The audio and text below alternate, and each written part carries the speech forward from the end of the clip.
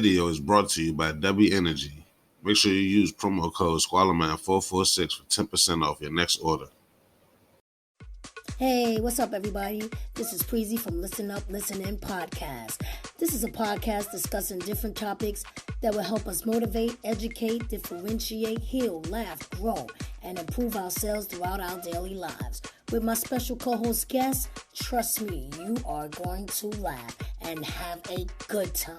So whether you're in your car, relaxing at home, on the job, hanging out with your family and friends, get ready to tune in to Listen Up, Listen In podcast. See you soon. Yo, what's good, everybody? This is your man, Young Squalor, and this is another episode of Always Everything with Squalor podcast, where we discuss everything always. And today, I got a special guest with me. If you can introduce yourself for me, bro. All right, so my name is KT Brown. I am a young adult author. My novel is titled Path to the Lion, Rising Kingdom, Part 1, The Birthright, which is a two-part story. Because once I tried to publish the novel, it added up to like 600 some pages, so I had to break it down in 2 parts. That's what's up. So what's the book about? Yeah, so the book is about this young prince. He's pretty much the second born out of this African-like nation called Nubaria. His name is Moses. His older brother is Ramses, who is like 14. And just basically, you get a good bit of sibling rivalry. That's why it's called the Birthright. They both fighting pretty much against this evil that is a threat to their nation. Cool. So, I know you said you don't know, but is this book like meant for what age group is this book meant for? I'm gonna say between 13 and I would say 18 and older. Okay. I could say like preteens, like 11, 12-year-olds can read it. Because I remember when I was in 5th grade, it was Harry Potter is a huge YA novel. Yeah. And people, children in 5th grade were still reading it. So, yeah. So, So, I have a few questions about being a writer. So how long have you been writing? Oh man, I've been writing for a very long time. I want to say I had my aspirations that started in elementary school because I had such a vast and vivid imagination.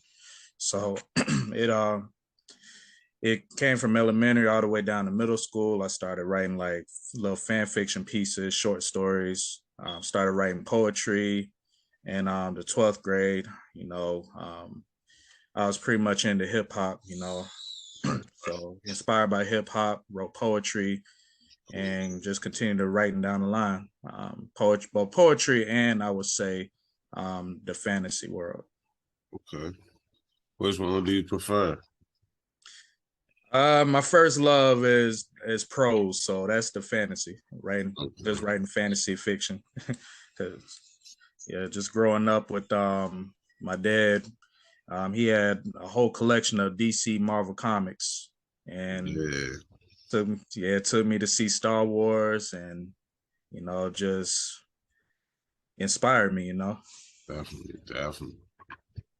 Yeah, we gonna get on that DC Marvel too. Oh yeah, I know we got that coming up. So at what point do you think a person should be able to call themselves a writer? And at what point did you call yourself a writer?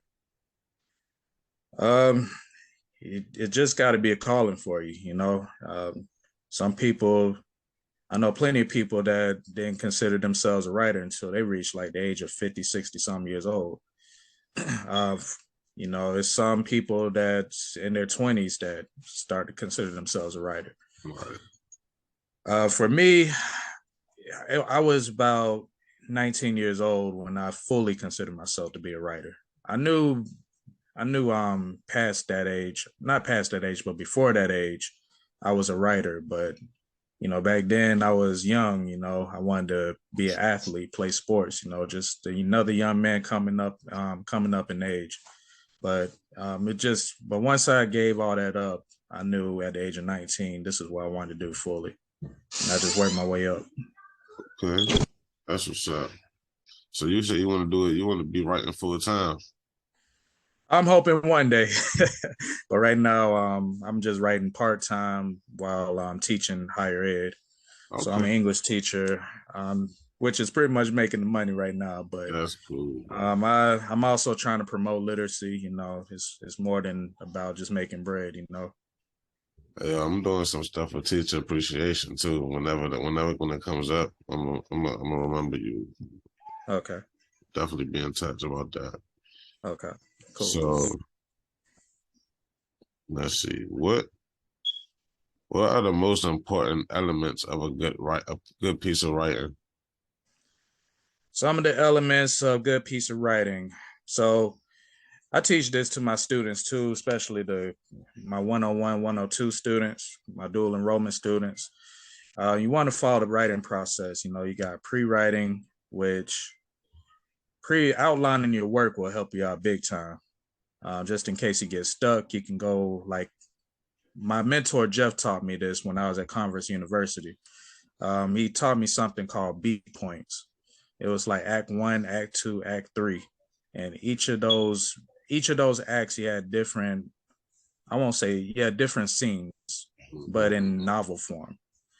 And so that there can help outline your novel. or even if you're not writing a novel, you're just writing a short story, you can still have some type of outline for it. But that's one of the aspects of good writing. Have an outline, know what you're doing. And my advice for anyone that wants to write, never edit while you write. That's going to slow you completely down. Just write it. Like the whole rough draft. Yep. Revision, all that. Mm-hmm.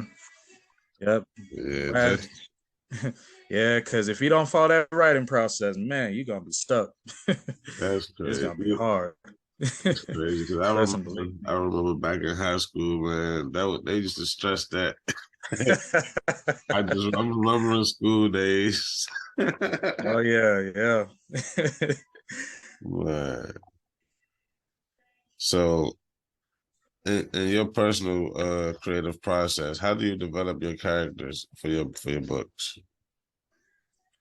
Yeah, that's a pretty good question. So, how I develop my characters, like I said, I just have this vivid imagination, and I get ideas from different sources. And mainstream as well as mainstream literature, mainstream media. Like the character Moses, I got this character, from the Bible, him and Ramses. Because my wife, make a long story short, my original character was Peter Tucker, and he was a white character. And I kind of got this Peter Tucker character, kind of like a Goku type figure. Okay.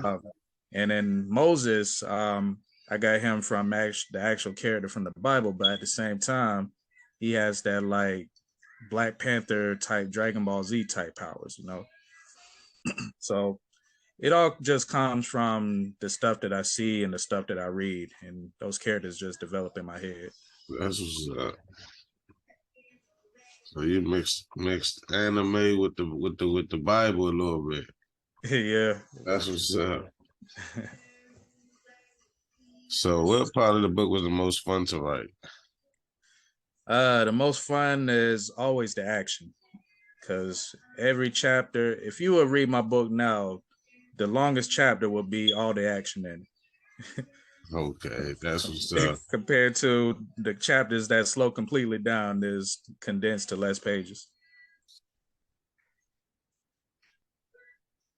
So what do you think the difference between, or is there a difference between an author and a writer?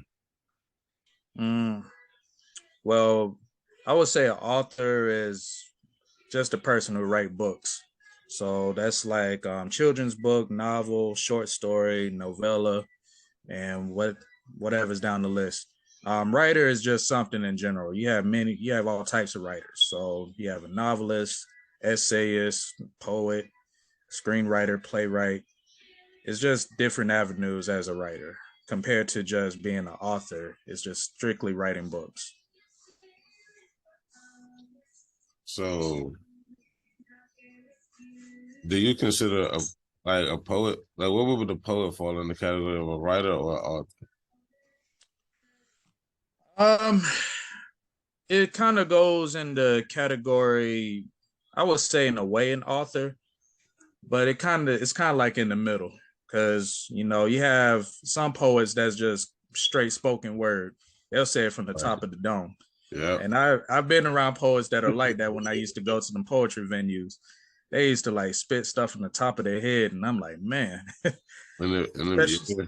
Especially if you go into these I forgot what you call them places. Them the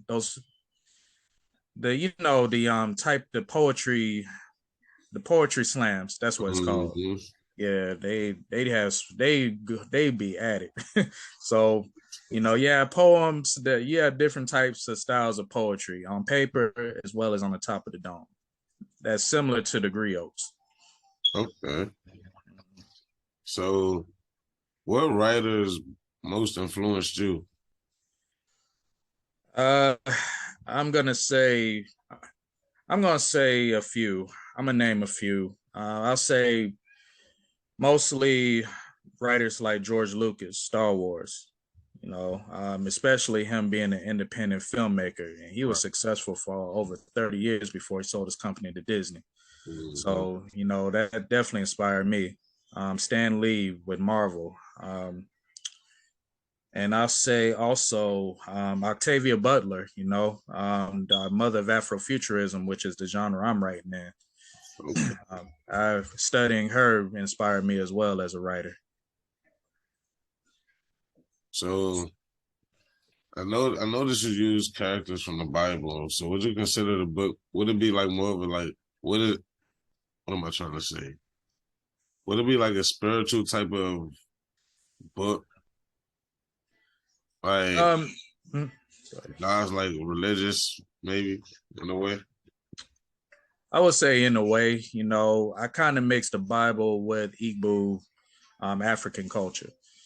Which in a way goes hand in hand. The ancient Egypt, all the ancient kingdoms that it's not only just mentioned in the Bible, but in the secular history as well. So I would say most definitely losing my train of thought here, but yeah, I would definitely say I got pretty much got my stuff from the Bible, not just the Bible, but secular history as well. Through African culture. Because the Lion Clan, which is one of the clans in not the Bible, in in my novel, which the main character he's a part of, goes by the Igbo culture, which is West African culture. So it's kind of like a mix up. I talked to with the interview yesterday with Miss Sandra Jackson. Her daughter mentioned that this kind of falls into Bible fantasy, and I kind of took that and ran with it. That's cool, man. Bible fantasy. So that is that like an established genre, Bible fantasy? I did look it up. They are like biblical fantasies, but it's like some of the made up stories like Left Behind and about the archangels and stuff. So it's like about real-time prophecy. Compared to my novel, it's an alternative prophecy. Right. So you're really in a category of your own, really. Pretty much, yes. That's what's up. In this day and age, it's hard to like create something new. Like yeah. That's what's up, man. So what would be the most difficult part about writing? The most difficult part about writing is writer's block. Yeah, sometimes when you're like super tired, especially if you had a long day of work, or for me, both long day of work and watching my babies, because I got 2 kids, so and they're babies. They're like Irish twins, so they're a year apart. Okay. Between that, it can be a lot, and sometimes my brain be fuzzy, and it's just hard to write. So sometimes life can just get in the way to where your brain just fuzzes and you just got to step away for a while. So that's the most difficult part of writing. Yeah, writer's block. Yeah, all right, yeah. That's the one. Yeah, writer's block is the worst. Definitely the Any one. writer have. I And don't then, care what industry you in. right. Then if you try to force it, Yeah, it ain't gonna do nothing if you try to force it. Yeah, that is it's gonna. crazy. So like, as far as writer's block, what's your best methods of? So I know you said you step away from it, but like, how do you revisit it? Like, what's the process that you use to like get past that? I'll say the main process of it, for one, sometimes it just, and I tell my students this, just find a hobby. Sometimes going outside, clear my thoughts. That helps me out a lot. Like sometimes looking at nature, because nature influenced a lot of writers in the past. Oh, Yeah, you have some writers in the past, especially in the 19th century, that claimed to be one with nature. So nature was always a part of helping a writer, and I kind of embrace that too. Although I don't believe in the one with nature type thing, but I just believe getting fresh air, fresh air can help a lot, and, so and sleep as well. You're not up in the mountains with it, nah. Yeah. So, explain the publishing process. So the publishing process, that's more on the business side, which I'm still figuring out myself. Because I have my wife to help me out with that as well. I call it like my personal agent. That's what's up. So basically in the publishing process, especially you have two avenues of publishing. You have the traditional publishing where once you're done with your novel, you write query letters. And if you write the query letter wrong, the publisher will immediately reject it. They won't even look at your story. Oh, wow. Yeah. And then when the publisher accepts you, especially in the genre I'm in, if they don't like the title, if they don't like anything about the story, they're going to tell you to change it. So everything you work hard on, they're going to tell you. If they don't like the publisher or the agent don't like it, you got to change it. That is crazy. Yep. As soon as you sign that contract, yeah, you gotta do everything they tell you. Compared to self-publishing, you kind of do it yourself. You find it, but the difference is money coming out of your pocket. So you pay for the cover, pay for your ISBN to make international sales. Just pay for different platforms unless they're free platforms. You can go through self-publishing sites like KDP, Ingram Spark, and different. Lulu is another one. And you publish your book, and then after that, you have to market it yourself, unless you hire a marketer to do it for you. Okay. So it sounds like a lot. Yeah, it's a lot being an independent author. Yeah, self-published, which that's what I am. But it's a journey. If you heard of Black Sands, he's self-published, but he became successful. Yeah, I think being independent with it is like the most secure way to go, especially if you blew up with it. You don't really owe too many people money. Oh yeah, yeah. So like about publishing, what would be your least favorite part about publishing? The least favorite part is just the marketing. Yeah, it's a lot of work. It's like a second job. Yeah, you got to search different platforms, go to libraries, bookstores, schools, make sure your sales, check on your sales, make sure it's going right. You got to see if you can be a part of events. It's just a lot. So how has writing changed the way you look at yourself? I'm just gonna say for writing, I won't say that it changes me. It just brings me a type of peace, Sometimes writing can give you a peace of mind, and especially especially being a fantasy writer, just stepping out of reality and going into this world and putting it on paper. It's like an escape. Yeah, it's fun. I remember, what book was it? Oh, yeah. Are you familiar with Lemony Snicket? I heard of Lemony Snicket. I think I know. Yeah, I know what you're talking about. He had like a series of like book. I remember I read the whole joint, and they was basically like adventurous type of novel for kids or whatever. So I definitely relate to the getting away from reality. Oh Like, yeah.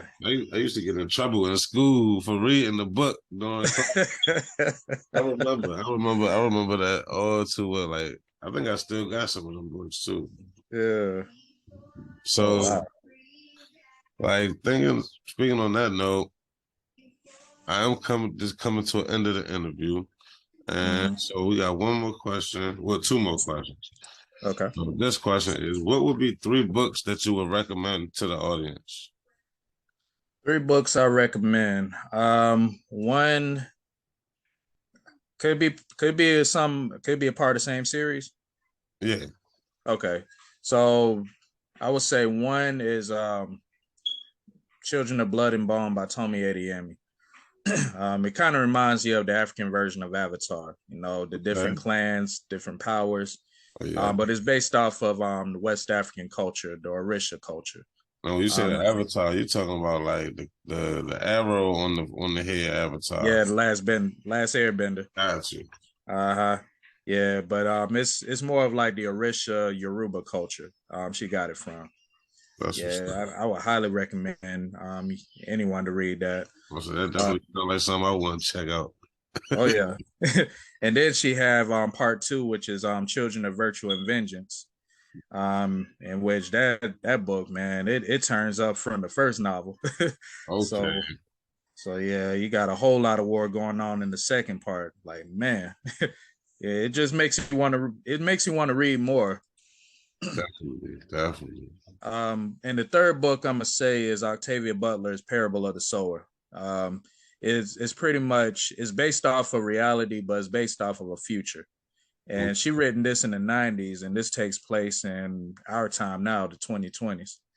But it's more of a dystopian world where and it's in California, so it's real if nobody can drive, and you got a whole lot of people walking the highway instead of driving, and people just scavenging like the middle class neighborhoods. It's that story is real. It's deep, man. It's deep. Like Cali about to be there. They taking away the gas stations. Yeah. Octavia Butler told some truth in the 90s, boy. Yeah, rest his soul in peace. That's crazy. You hear stuff like that, and then you look at what's happening now. Mm-hmm. Crazy. Yeah. So here's the final question: how do you feel about today's interview? Oh man, yeah, it was good, just sharing a little bit of myself, my novel, it's just spreading literacy, that's the thing about books. Appreciate it, man. So you got anything to add, or you would tell the people where they can find you on social media and whatnot? Oh yeah, so you can follow me on Facebook, KT Brown. You can go on my fan page as well as my personal page. Follow me on Instagram, KT_Brown_077. I also have my YouTube page, KT Brown. Also, you can follow me on TikTok as well. Cool. And I have a LinkedIn. Cool. Also, one more thing. I do have a website, www.ktbrown.info. Got you. Definitely put all of that in the description for you. So that way everybody can just go click that. All right. Gotcha. All right, man. Thanks a lot for coming on. Appreciate having you, man. Oh, yeah. Most definitely. Been a pleasure. Definitely. All right, you have a great one. All right, you as well. Thanks a lot. All right.